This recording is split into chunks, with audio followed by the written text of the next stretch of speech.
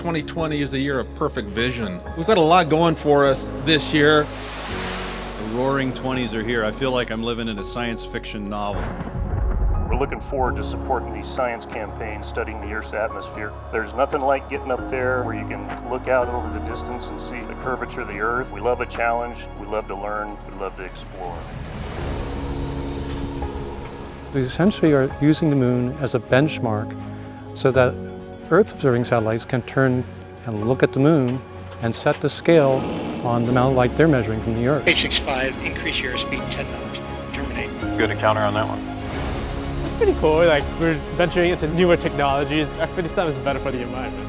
The vibration level mimics what the controller will see in the aircraft. It shows that our design is robust enough to meet the standards of flight. These are our space-rated versions of our fiber optic technology. These operate on everything called PWM.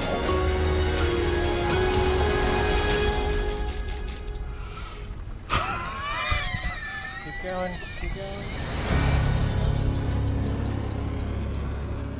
Nobody in the world is doing what we're doing.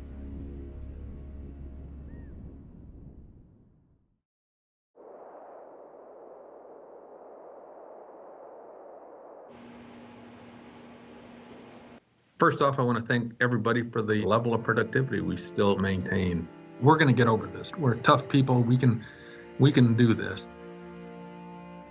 There were incredible similarities between the oxygen we have to provide to a pilot and the oxygen we have to provide to a patient. I'm extremely proud of how our engineers were able to use what they had available in their garage and be able to build systems that might help a lot of people. That's what engineers do. We solve problems. And that's who NASA is. The best and the brightest that America has.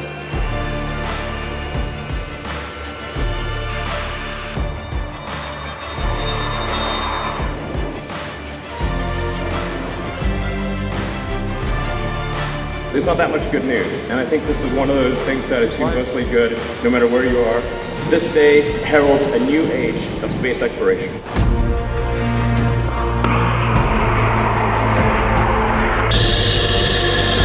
Activate payload. Success. Tipping Point is a payload that we've been working together between Blue Origin and NASA. It's tied into the work that we're doing in terms of getting NASA and America back to the moon. What we're hoping to be able to do is to put this collection of knowledge out there so that companies can start to understand, how do I design an airplane to be able to handle these kinds of things?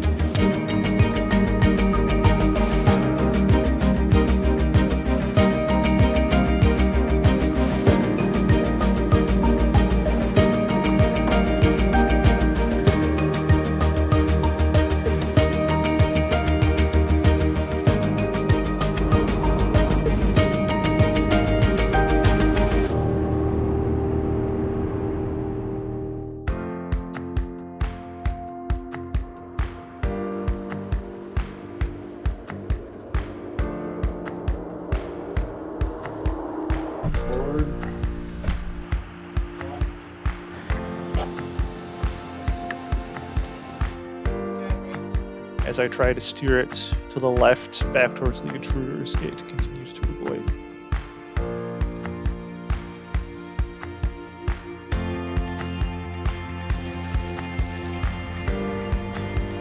If we can provably control flutter instability modes past the flutter boundary, this would allow us to use lighter weight, more flexible structures like those seen on the X-56.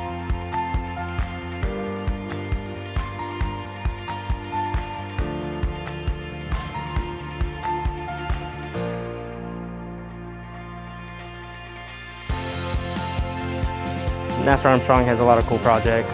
I mean, every day you learn something new. It's fun and exciting. It's exciting to work on something that could really benefit our nation.